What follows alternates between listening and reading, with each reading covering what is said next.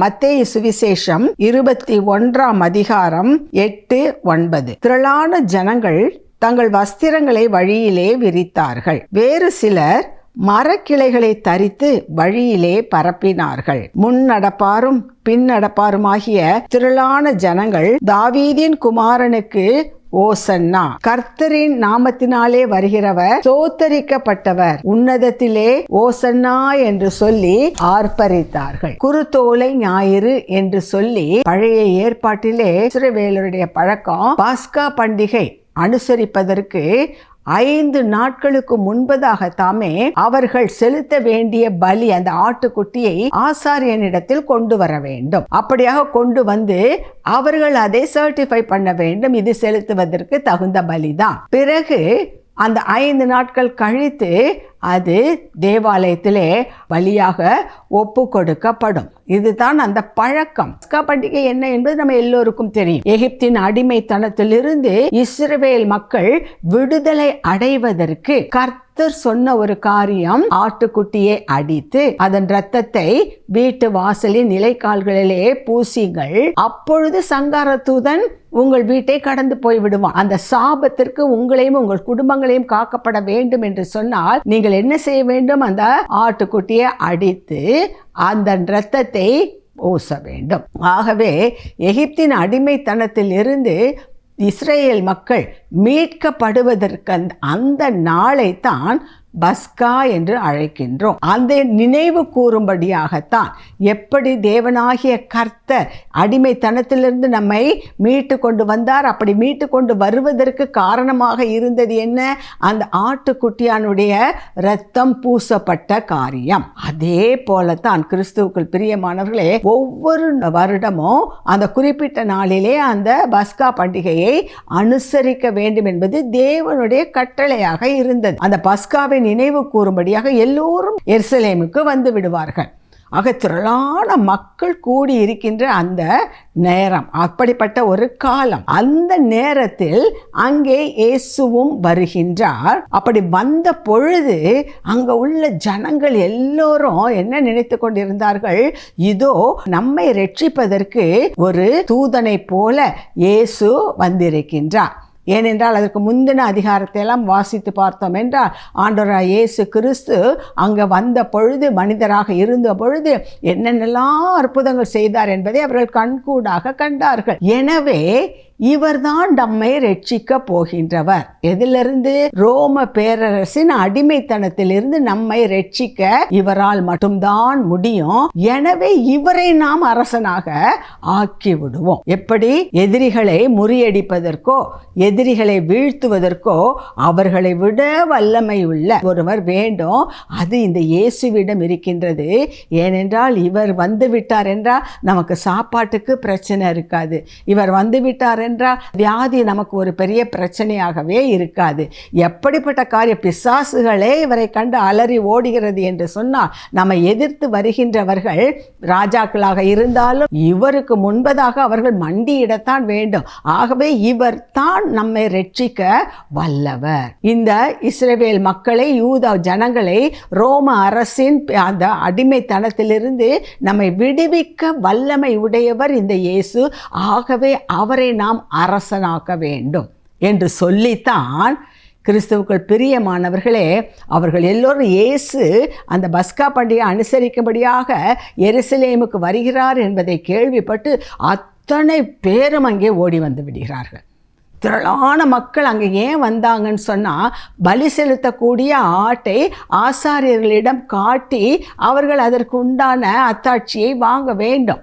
5 நாட்களுக்கு முன்பதாகவே அதை செய்ய வேண்டும். அதற்காக திரளான மக்கள் அங்கே கூடியிருந்த பொழுது இயேசு அங்கே வருகிறார் என்பதை கேள்விப்பட்டு அவ்வளவு பேரும் அவருக்கு பின் வந்தார்கள். அப்பொழுதுதான் இயேசு இதை முன்கூட்டியே அறிந்து தான் அவர் என்ன செய்கின்றார்? சீடர்களை பார்த்து, நீங்கள் போங்க, அங்கே ஒரு கழுதையும் கழுதை குட்டியையும் பார்ப்பீர்கள், அதை அவிழ்த்து கொண்டு வாருங்கள் என்று சொல்லி அதிலே அமர்ந்து அவர் பவனியாக எருசலேமுக்குள் நுழைகிறார் என்று சொல்லி பார்க்கின்றோம். ஒரு சிலர் சொல்கின்ற ஒரு காரியம், இயேசு பாருங்கள் கழுதையின் மீது வாகனமாக வைத்து அந்த கழுதையின் மீது ஏறி வந்தார். எவ்வளவு தாழ்மையின் அடையாளம்! பொதுவாக நாம் நினைத்து கொண்டிருப்பது இந்த சைடில் நம்முடைய நாடோ மற்றவர்களால் நினைத்து கொண்டிருப்பது என்ன, கழுதை என்பது ஒரு சாதுவான பிராணி, அது ஒரு தாழ்மையின் அடையாளம். ஆகவே ஆண்டவர் தன்னுடைய தாழ்மையின் அடையாளத்தை காட்டுவதற்காக அதிலே வாகனமாக ஏறி வந்தார். அது அல்ல. உண்மை என்னவென்று சொன்னால், அவர்தான் ராஜாவாக போகிறவர், தாவீதின் குமாரன், அவர்தான் இஸ்ரவேலை ஆளப் போகிறவர். எனவே அந்த ராஜாவுக்குரிய வாகனம் அந்த காலகட்டங்களிலே கழுதையாகத்தான் இருந்தது என்பதை முதலாவது புரிந்து கொள்ள வேண்டும். அந்த கழுதை இப்போ இன்றைக்கும் கூட ஒரு சில வேத பண்டிதர்கள் சொல்லுகின்ற காரியம், அந்த இஸ்ரவேல் நாட்டு பக்கமெல்லாம் சென்றோம் என்றால் இந்த குதிரைகளை விட எது அதிகமாக காணப்படும் என்றால் இந்த கோவேறு கழுதைகள் என்று சொல்வார்கள். அதுதான் அதிகமாக காணப்படும். பொதுவாக குதிரைகள் விலை அதிகம் உள்ளது தான். ஆனால் அந்த இஸ்ரவேல் நாடு, அந்த அரபு நாடுகளில் போய் பார்த்தோம்னா குதிரைகளை விட ஒட்டகங்களின் விலை அதிகமாகும். அந்த ஒட்டகங்களின் விலையை விட கழுதையின் விலை அதிகம். ஆக யார் கழுதையை வாகனமாக வைத்திருக்கின்றார்களோ அவர்கள் மிகுந்த வசதி உள்ளவர்கள், இந்த ராயல் ஃபேமிலி என்று சொல்வார்கள் அல்லவா, அப்படிப்பட்டதாக இருப்பவர்கள் என்று சொல்லி சரித்திரம் சொல்லுகின்றது, வரலாறு சொல்லுகின்றது. ஆகவே ஆண்டவராக இயேசு கிறிஸ்து அந்த கழுதையின் மேல் ஏறி வருகிறார் என்று சொன்னால் அதற்கு காரணம் அவர் ராஜாவாக.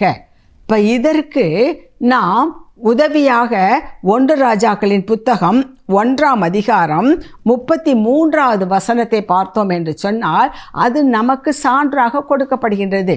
தாவீது ராஜா மிகவும் வயதாகி ஏறக்குறைய மரணத்திற்கு ஏதுவான சில அப்படியான ஒரு பலவீனத்திற்கு மத்தியிலே இருக்கின்றார். அந்த நேரத்தில் அவருக்கு வாரிசாக, அவருக்கு அடுத்த வாரிசாக யாரை நியமிக்க வேண்டும்? விடுதலுக்கு இணங்க என்ன நடந்தது? தாவீது என்ன சொல்கிறார்? சாலமோனை அரசனாக நியமிக்க வேண்டும் என்று சொல்லி அவர் தன்னுடைய சேனாதிபதியின் தலைவனையும் கூப்பிட்டு அதே போல் பிரதான அந்த ஆசாரியனையும் கூப்பிட்டு சொல்கின்றார், சாலமோனை அபிஷேகம் பண்ண வேண்டும். 1 ராஜாக்கள் 1:33 அவர்கள் ராஜாவுக்கு முன்பாக பிரவேசித்த போது யார்? ஆசாரியனாகிய சாதோக்கும் தீர்க்கதரிசியாகிய நாத்தானும், அவங்க அந்த யோதாவின் குமாரன் பெனாயாவும் தாவீதுகிட்ட வர்றாங்க. அவர்கள் பிரவேசித்த போது ராஜா அவர்களை நோக்கி, நீங்கள் உங்கள் ஆண்டவனுடைய சேவகரை கூட்டிக் கொண்டு என் குமாரனாகிய சாலமோனை என் கோவேறு கழுதையின் மேல் ஏற்றி அவனை கீகோனுக்கு அழைத்து கொண்டு வாருங்கள். அப்போது என்ன சொல்கிறாரு? என் குமாரனாகிய சாலமோனை என் கோவேறு கழுதையின் மேல் ஏற்றி.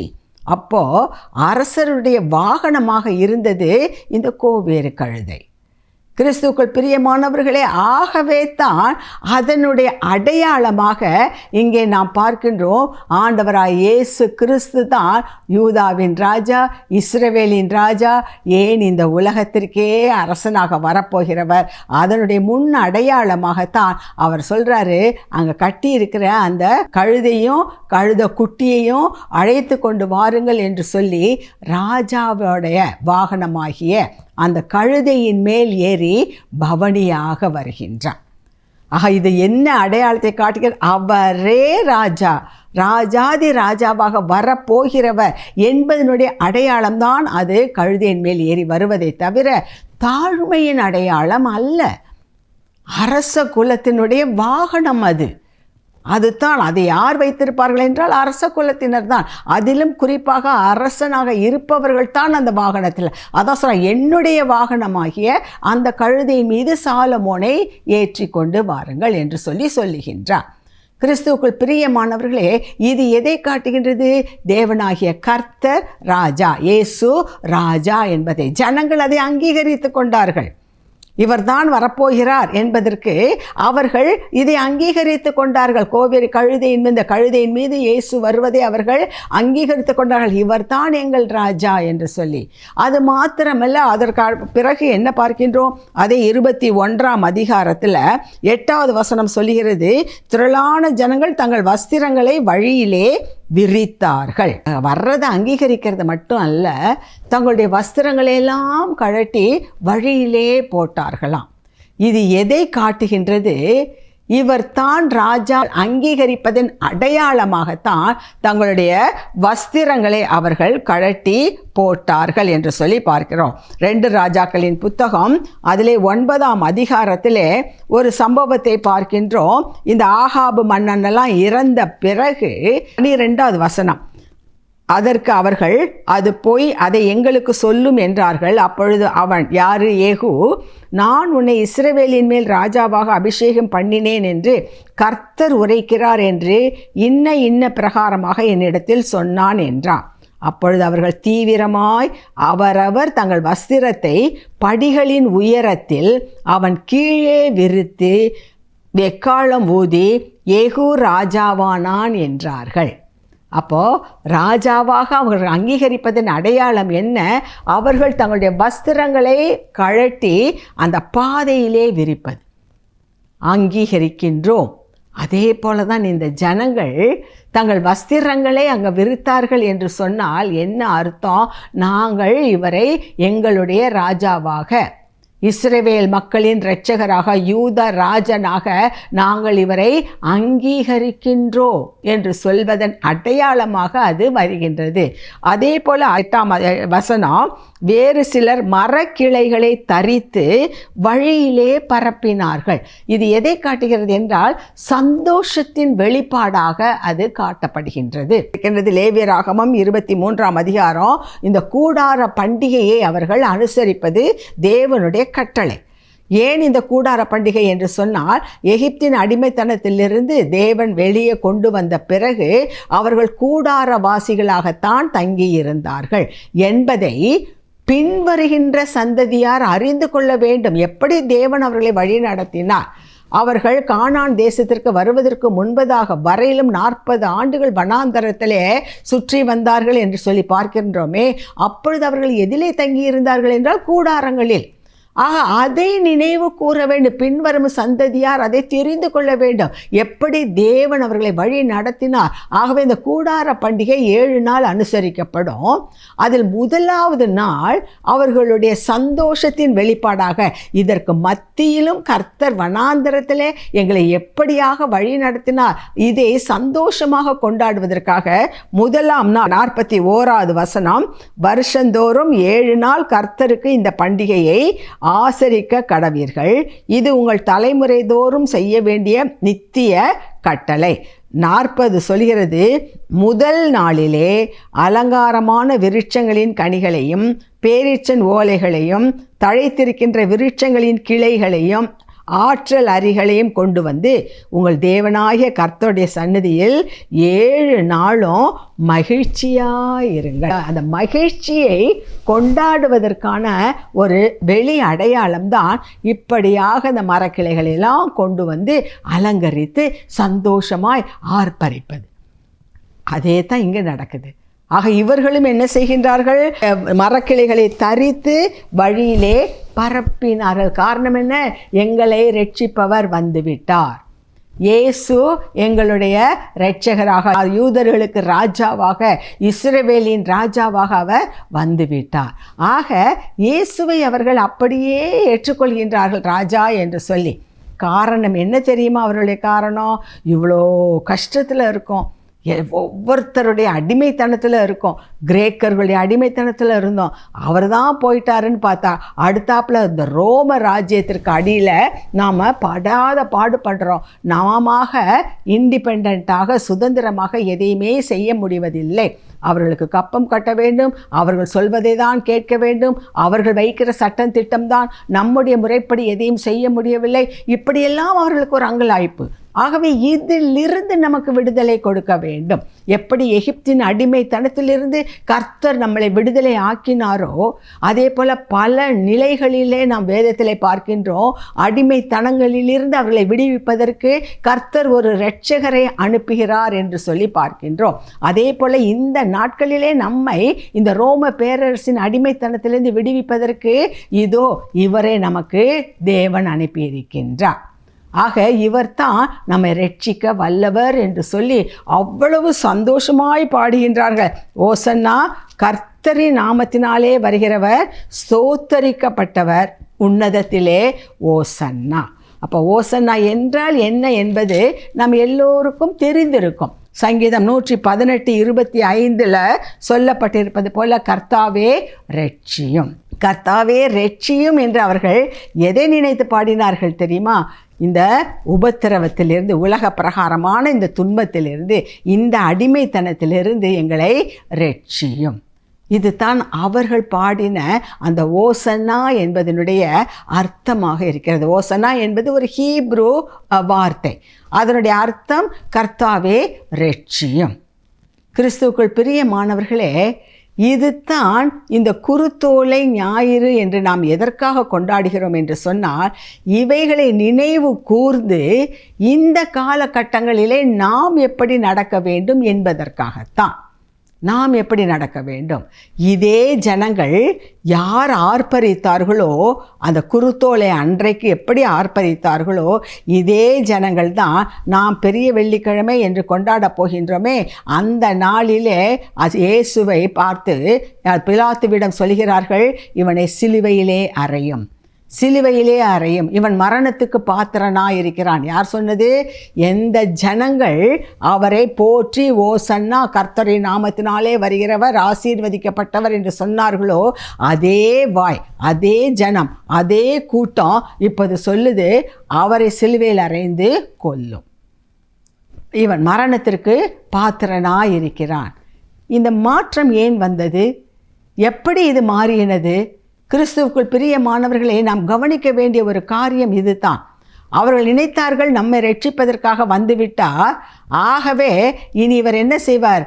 வந்து எருசலேமில் போய் பிலாத்துக்கிட்ட போய் சண்டை போட்டு அவனை வீழ்த்தி தள்ளி விட்டு இவர் அரசர் ஆவார், நம்ம எல்லாருக்கும் ஒரு விடுதலை கிடைக்கணும் எதிர்பார்த்துட்டு இருந்தாங்க. ஆனால் வேதத்தில் என்ன பார்க்கின்றோம்?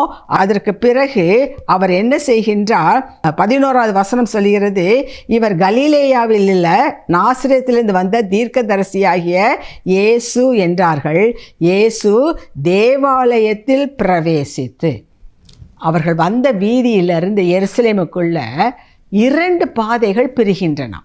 இன்றைக்கும் அது இருக்கிறது என்று சொல்கின்றார்கள். 2 பாதை, அந்த எருசலேம் நகர் வீதியில் போனோம்னா 2 பாதை பிரிகின்றது. ஒன்று பிலாத்துவின் அரண்மனைக்கு செல்வது, மற்றொன்று தேவாலயத்திற்கு செல்வது. அந்த வலது பக்கத்தில் உள்ளது ஒரு 1/4 கிலோமீட்டர் தான் இருக்குமா, அது பிலாத்து அரண்மனை. அதற்கு அடுத்தது, அதாவது இடது பக்கமாக செல்வது தேவாலயத்திற்கு போவது. அப்போ அந்த நகரத்தார் அந்த வீதியில் ஆர்ப்பரித்து கொண்டாடி கொண்டு வந்தவர்கள் என்ன நினைத்தார்கள்? இயேசு இந்த வலது பக்கத்தில் உள்ள பிலாத்து அரண்மனைக்கு போய் அவனை வென்று நமக்கு ரட்சிப்பை கொடுப்பார் என்று. ஆனால் நடந்தது என்ன? இயேசு வலது பக்கம் போகலை, அவர் இடது பக்கம் எங்கே போனார்? தேவாலயத்திற்கு போனார். தேவாலயத்திற்கு போனார். இது இவர்களுக்கெல்லாம் ஒரு பெரிய ஷாக்காக இருந்தது. ஏன், நாமும் கூட ஒரு நல்ல ஆட்சி நமக்கு வர வேண்டும் என்பதற்காக ஒரு சிலரை நம்பி வாக்குரிமையை நாம் உபயோகிக்கின்றோம். ஆனால் அவர்கள் அப்படி வந்த பிறகு விரோதமான பல காரியங்களை செய்தார்கள் என்றால் நமக்கு எவ்வளவு பெரிய அதிர்ச்சியாக இருக்கும். ஆக இந்த மக்கள் என்ன நினைத்தார்கள்? அரண்மனைக்கு போய் பிலாத்துவை மேற்கொண்டு அரசனாகி விடுவான், நம்ம எல்லாம் நிம்மதியாக இருக்கலாம் என்று நினைத்தார்கள். ஆனால் இவர் அங்கே செல்லாமல் எதிராக போய் அடுத்த வழியாக போய் தேவாலயத்திற்கு சென்றார். உடனே மக்களுக்கெல்லாம் அவர் மீது கடும் கோபம் வந்துவிட்டது. இவரை நம்பி நாம் வந்தோமே, இவரை நம்பி நாம் எல்லா காரியங்களிலும் ஈடுபட்டோமே, இவரை நம்பி நம்ம ஆலயத்தில் போய் ஆசாரியர்கிட்ட அந்த பலி செலுத்துகிற பொருளை கூட முதல்ல காட்டாமல் இவர் முதல்ல இங்கே வரட்டும், அதற்கு பிறகு நம்ம ஆசாரியரை பார்ப்போம் என்று சொல்லி இருந்தோமே. இப்படியாக நாம் எல்லோருக்கும் அதிர்ச்சி கொடுக்கும்படியாக இவர் இப்படி ஆலயத்திற்கு சென்று விட்டாரே, இனி இவரை நம்பி என்ன பிரயோஜனம்? நாம் எதிர்பார்ப்பதை இவர் செய்யவில்லையே, இவராக ஒரு காரியத்தை செய்கிறாரே என்று சொல்லி அவர் மீது கடும் கோபம் வந்துவிட்டது. ஆக இவர் என்ன செய்கிறார்? ஆலயத்திற்கு சென்று, அங்கே தான் பார்க்கின்றோம், ஆலயத்திலே விற்கிறவர்களும் கொள்ளுகிறவர்களும் ஆகிய யாவரையும் வெளியே துரத்தி காசுக்காரருடைய பலகைகளையும் புறா விற்கிறவர்களையும் ஆசனங்களையும் கவிழ்த்து என்னுடைய வீடு ஜெப வீடு எனப்படும் என்று எழுதியிருக்கிறது, நீங்களோ அதை கள்ளர் குகை ஆக்கினீர்கள் என்று சொல்லி அங்கே போய் அவர்கள் எல்லாம் கடிந்து கொள்கிறார் என்று சொல்லி பார்க்கிறோம். இவர் ஏன் ஆலயத்திற்கு செல்ல வேண்டும்? நாம் ஏற்கனவே பார்த்தது போல பஸ்கா பண்டிகை அனுசரிப்பதற்கு, பஸ்கா அன்றைக்கு பலி செலுத்துவதற்கு கொடுக்கப்படுகின்ற அந்த மிருகம் பழுதற்றது என்று சொல்லி 5 நாட்களுக்கு முன்பதாகத்தாமே அந்த ஆசாரியர்களால் நிரூபிக்கப்பட வேண்டும், அதற்கு அத்தாட்சி கொடுக்க வேண்டும். அதே போல தான் 5வது நாளாகிய வெள்ளிக்கிழமை, பெரிய வெள்ளியை நம்ம கொண்டாடுகின்றோமே, அன்றைக்கு பலியாக செலுத்த போகின்ற, தன்னையே பலியாக ஒப்பு கொடுக்கப்படுக போகின்ற அந்த பழுதற்ற தேவ ஆட்டுக்குட்டியானவர் தம்மை அந்த ஆசாரியர்கள் இடத்திற்கு காட்டும் பொருட்டாக 5 நாட்களுக்கு முன்பதாக அது சர்டிஃபை ஆக வேண்டுமே, ஆசாரியத்தில் காண்பிக்கப்பட வேண்டுமே, அது அவர்களுடைய முறைமையாயிற்றே. அதே போல தான் பலியாக ஆவதற்கு முன்பதாக ஆட்டுக்குட்டியாகிய அவர் தன்னை ஆசாரியர்களுக்கு காட்டும்படியாய் அந்த தேவாலயத்திற்கு சென்றார். கிறிஸ்துவுக்குள் பிரியமானவர்களே, நியாய பிரமாணத்தை அவர் முறிக்க அல்ல, அதை நிறைவேற்றவே வந்தேன் என்பதற்கு இது ஒரு அடையாளம். கிறிஸ்துவுக்குள் பிரியமானவர்களே, ஆகவே தான் அவர் அன்றைக்கு தேவ ஆலயத்திற்கு அவர் சென்று தன்னை வெளிப்படுத்தினார் என்று சொல்லி நாம் பார்க்கின்றோம். கிறிஸ்துவுக்குள் பிரியமானவர்களே, இது அந்த ஜனங்களுக்கு புரிந்து கொள்ள முடியவில்லை. இப்படியாக ஏமாற்றி விட்டார் என்று சொல்லி எடை போடுகின்றார்கள். எனவே தான் எந்த வாய் தாவீதின் குமாரனே, கர்த்தரின் நாமத்தினாலே வருகிறவர் சோத்தரிக்கப்பட்டவர், உன்னதத்திலே ஓசன்னா என்றெல்லாம் ஆர்ப்பரித்தார்களோ, அதே வாய் இன்றைக்கு என்ன சொல்கிறது? இயேசுவை சிலுவையிலே அறையும். அதற்கு காரணம், அவர்கள் எதிர்பார்த்தது ஒன்று, ஆனால் நடப்பது ஒன்று. இதை கேட்டுக்கொண்டிருக்கின்ற அன்பான சகோதரனே, சகோதரியே, இதோ நாமும் கூட அவர்களைப் போல் தான் குருத்தோலைகளை பிடித்தவராய் நாமும் பாடல் பாடிக்கொண்டுதான் செல்ல போகின்றோம். நாமும் ஊர்வலமாக தான் செல்ல போகின்றோம். நாமும் இந்த ஓசன்னா என்று தான் பாடப்போகின்றோம். ஆனால் நம்முடைய வாழ்க்கை எப்படிப்பட்டதாக இருக்கிறது? எதை நினைத்து நாம் அதை செய்கின்றோம்? எதற்காக இப்படி ப்ரொசஷன் போகின்றோம்? எதற்காக இந்த குருத்தோலைகளை பிடித்து கொண்டு நாம் செல்கின்றோம்? என்ன நோக்கத்தோடு நாம் செல்கின்றோம்? இது எங்களுடைய பழக்கம், எங்கள் சர்ச்சில் நடத்துகிற பழக்கம். இது பழக்கத்தின் காரணமாக எங்கள் பாரம்பரியம் ஆதியில் எத்தனையோ வருடக்கணக்காக நடக்கிறது. ஆகவே நாங்களும் அப்படி செய்கின்றோம் அல்ல. அந்த நோக்கத்தோடு நாம் போவோம் என்று சொன்னால், கிறிஸ்துவுக்குள் பிரியமானவர்களே, நம்முடைய வாழ்க்கையிலே ஏற்படக்கூடிய துன்பங்கள், துயரங்கள், வேதனைகள், இழப்புகள், கஷ்டங்கள், நஷ்டங்கள் இதெல்லாம் வரும்பொழுது நாம் தடுமாறி போய் நாம் என்ன செய்து விடுகின்றோம்? எந்த கரத்தினால் அந்த குருத்தோலையை பிடித்தோமோ அதே கரத்தினால், எந்த வாயினால் இயேசுவை துதித்து பாடிக்கொண்டு செல்கின்றோமோ அதே வாயினால் அவருக்கு விரோதமான அநேக காரியங்களை நாம் பேசுகின்றோம், நாம் செய்கின்றோம். தேவ நாமத்தின் மகிமைக்கு குலைச்சல் உண்டாகும்படியாக, பரிசுத்த குலைச்சல் ஏற்படும்படியாக, அவருக்கு அவதூறு ஏற்படுத்தும்படியாக நம்முடைய வாழ்க்கையெல்லாம் தலைகீழாக மாறுகின்றதே. நாமும் என்னதான் செய்கின்றோம்? இயேசுவை சிலுவையிலே அறைகின்றோம். அறைதார்கள், அப்படி செய்தார்கள், இப்படி செய்தார்கள் என்றெல்லாம் மனம் உருகி எப்படியெல்லாமோ பாட்டு பாடி அப்படியெல்லாம் ஜபம் பண்ணி ஒரு பிரயோஜனம் இல்லை. நம்ம பார்த்து தான் ஆண்டவர் சொல்கிறார். எருசலேம் ஸ்திரீகள் பின்னாடி அழுது கொண்டே வந்த பொழுது இயேசு என்ன சொன்னார் தெரியுமா? என்னை பார்த்து அழாதீங்க, எருசலேமின் குமாரத்திகளே, எனக்காக அழாதிருங்கள், உங்களுக்காகவும் உங்கள் பிள்ளைகளுக்காகவும் அழுங்கள். நான் இந்த நிலைமைக்கு ஏன் இருக்கிறேன் என்று சொன்னால், உங்களுடைய மீறுதல்கள் நிமித்தமாக, உங்களுடைய குற்றங்கள் நிமித்தமாக, உங்களுடைய பாவங்கள் நிமித்தமாக, நீங்கள் எதையோ எண்ணிக்கொண்டு என்னை பின்பற்றுவதன் நிமித்தமாக. நான் இந்த உலகத்திற்கு வந்ததன் நோக்கமே அற்புதங்கள் செய்வதற்கு அல்ல, அதிசயங்கள் செய்வதற்கு அல்ல, பிரசங்கம் பண்ணுவதற்கு அல்ல, பாவிகளை ரட்சிப்பதற்காக தான், பாவத்திற்கு பரிகாரம் தேடுவதற்காகத்தான், பிசாசின் அடிமைத்தனத்திலிருந்து உங்களை விடுதலை பண்ணுவதற்காகத்தான். வெறுமனே பிலாத்துவின் அடிமைத்தனத்திலிருந்து அல்ல, ரோம பேரரசின் அடிமைத்தனத்திலிருந்து உங்களை விடுதலை பண்ணுவதற்கு அல்ல. இவைகளெல்லாம் உலகம் சார்ந்தவை, இவைகளுக்கெல்லாம் நான் வர வேண்டும் என்ற அவசியம் இல்லை. இவர்களெல்லாம் இயக்குகின்ற ஒரு வானம் மண்டலத்தின் பொல்லாத ஆவி இருக்கின்றதே, இந்த உலகத்தின் அதிபதியாகிய சத்துரு பிசாசு இருக்கின்றானே, அவனை மேற்கொள்ளும்படியாகத்தான் நான் வந்தேன். அவனை மேற்கொள்ளும்படியாக, அவன் மீது வெற்றி சிறக்கும்படியாகத்தான் நான் இந்த உலகத்திற்கு வந்தேன். அந்த பாவ கட்டுகளில் இருந்தும், சாப கட்டுகளில் இருந்தும், நோய் கட்டுகளில் இருந்தும், அந்த சத்ருவானவன் கைகளில் இருந்தும் விடுதலை வாங்கி கொடுக்கும் பொருட்டாகத்தான் நானே என்னை பலியாக செலுத்தும்படியாக இந்த உலகத்திற்கு வந்தேன். இதை நாம் புரிந்து கொண்டோமா? இதை புரிந்து கொண்டோம் என்று சொன்னால், கிறிஸ்துவுக்குள் பிரியமானவர்களே, நாம் ஆலயத்தில் இருக்கும் பொழுது ஒரு மாதிரி, அந்த ப்ரொசஷனில் போகும் பொழுது ஒரு மாதிரி, வீட்டிற்கு வந்தால் ஒரு மாதிரி, அல்லது பிரச்சனைகள் நேரிடும் பொழுது இப்படிப்பட்டதான பலதரப்பட்ட வாழ்க்கையை நாம் வாழ மாட்டோம். இஸ்ரேல் மக்கள் யார் சொன்னாங்களோ, தேவனால் ஆசீர்வதிக்கப்பட்டவர், ஓசன்னா, கர்த்தரின் நாமத்தினால் வருகிறவர், ஸ்தோத்தரிக்கப்பட்டவர், இப்படியெல்லாம் சொன்ன அதே வாய்தான் ஒரு 4 நாட்கள் கழித்து என்ன சொன்னது? இவரை சிலுவையிலே அறையும். நாம் ஜாக்கிரதை உள்ளவர்களாக இருப்போம். கர்த்தாவே ஓசன்னா என்று சொன்னால் கர்த்தாவே ரட்சியும். அவர்கள் சொன்ன ரட்சியும் என்பதற்கும் நாம் இப்பொழுது பாடுகின்றோமே, நாம் சொல்ல இருக்கின்ற கர்த்தாவே ரட்சியும் என்பதற்கும் மிகுந்த வேறுபாடு உண்டு. அவர்கள் பிலாத்தின் அடிமைத்தனத்திலிருந்து எங்களை விடுவியும் என்று சொல்லி பாடினார்கள். ஆனால் நாம் எதை நினைத்து பாட வேண்டும்? ஓசன்னா என்று சொல்லுவது, கர்த்தாவே இந்த பாவ பிடியிலிருந்து எங்களை விடுவியும், சாப கட்டுகளிலிருந்து எங்களை விடுவியும், இந்த பிசாசின் கட்டுகளிலிருந்து எங்களை விடுவியும், எங்கள் குடும்பத்தை விடுவியும், எங்கள் பிள்ளைகளை விடுவியும், எங்கள் தேசத்தை விடுவியும். இது தான், இந்த உணர்வோடு தான் நாம் பாட வேண்டும். அந்த நாடிலே ஜெபத்தை ஏறெடுக்க வேண்டும். இதை நினைவு கூறுவதற்காகத்தான் திருச்சபையிலே இப்படிப்பட்டதான சடங்காச்சாரம் என்று நாம் சொல்கின்றோமே, பாரம்பரியம் என்று சொல்கின்றோமே, அதனுடைய நோக்கம் இதுதான்.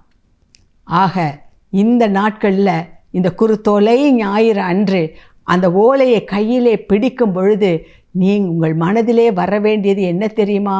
கர்த்தாவே, பரலோகத்திலே ஒரு நாள் வெண்ணெங்கி தரித்தவர்களாய், குருத்தோலை பிடித்தவர்களாய் உம்முடைய சமூகத்திலே நாங்கள் வந்து நிற்க எங்களை தகுதிப்படுத்தும் பொருட்டு கர்த்தாவே, இந்த நாளிலே எங்களை ரட்சியும். ஏனென்றால் வெளிப்படுத்தின விசேஷத்தில் யோவானுக்கு வெளிப்படுத்தும் பொழுது கர்த்தர் அந்த பரலோக காட்சியை காட்டும் பொழுது அவர் இதைத்தான் பார்க்கின்றார். திரளான ஜனங்கள் வெண்ணெங்கி தரித்தவர்களாய் குருத்தோலைகளை பிரித்து கொண்டு அங்கே நிற்கிறார்கள் என்பதை பார்க்கின்றோம். அந்த இடத்துல நாங்களும் நிற்கணும் ஆண்டவரே. அந்த இடத்துல நாங்கள் நிற்கணும். பரிசுத்தம் உள்ளவர்களாய், குருத்தோலைகளை பிடித்தவர்களாய், சந்தோஷமாய் உம்முடைய சமூகத்திலே நாங்கள் வந்து நிற்பதற்கு இதோ இந்த நாளிலே அதன் அடையாளமாக கர்த்தாவே, அந்த குருத்தோலைகளை பிடித்திருக்கிற எங்களை ரட்சியும், எங்கள் சபையை ரட்சியும், குடும்பத்தை ரட்சியும். இதுதான் நம்முடைய ஜெபமாக இருக்க வேண்டும். இதுதான் கர்த்தர் விரும்புகின்ற ஒரு நாளாக, இதற்காகத்தான் நீங்கள் நாட்களை விசேஷித்து கொள்ளுங்கள் என்று சொன்னதற்கு காரணம், அந்தந்த நாளிலே நாம் கற்றுக்கொள்ள வேண்டிய, தெரிந்து கொள்ள வேண்டிய காரியத்தை தெரிந்து கொண்டு அதன்படி நடக்க வேண்டும் என்பதற்காக. எனவே இதை கேட்டுக்கொண்டிருக்கின்ற அன்பான சகோதரியே, கர்த்தர் இன்றைக்கு நமக்கு ஒரு பெரிய காரியத்தை சொல்லி இருக்கின்றார். இந்த வருகின்ற அந்த குருத்தோலை ஞாயிறு அன்று நீங்கள் குருத்தோலை கையில் எடுக்கும் பொழுது இவைகளையெல்லாம் நினைவு கூறுங்கள். ஆண்டவர்கிட்ட சொல்லுங்க, கர்த்தாவே, இயேசுவே, தாவீதின் குமாரனே, எங்கள் மீது இறங்கும், எங்களை ரட்சியும். ஓசன்னா, எங்களை ரட்சியும், குடும்பத்தை ரட்சியும். எதற்கு? இதே போல் ஒரு நாள் நாங்கள் குருத்தோலைகளை பிடித்தவர்களாக நம்முடைய சமூகத்திலே வந்து நிற்பதற்கு எங்களை தகுதிப்படுத்தும் என்று சொல்லி ஆண்டவர்கிட்ட ஜெபிப்போம் என்று சொன்னார், நம்மை அர்ப்பணிப்போம் என்று சொன்னார். அது தான் தேவன் விரும்புகின்ற ஒரு காரியம். ஆக இந்த வேளையிலே அந்த கிருபையை தாருமே தகப்பனே. இதே குருத்தோலை பிடித்தவர்களாய் உம்முடைய சமூகத்திலே நாங்கள் வெண்ணங்கி தரித்தவர்களாய் வந்து நிற்க எங்களை தகுதிப்படுத்தும் சுவாமி, எங்களை தகுதிப்படுத்தும். 2ஆம் வருகையிலே எங்களை அவரோடு சேர்த்து கொள்ள வருகின்றவர் ஆசீர்வதிக்கப்பட்டவர். ஆகவே அவரோடு ஐக்கியமாக, அவரோடு பங்கு பெற, நித்திய ராஜ்யத்திற்குள் பிரவேசிக்க எங்களை தகுதிப்படுத்தும். இயேசுவின் மூலம் பிதாவே, ஆமென்.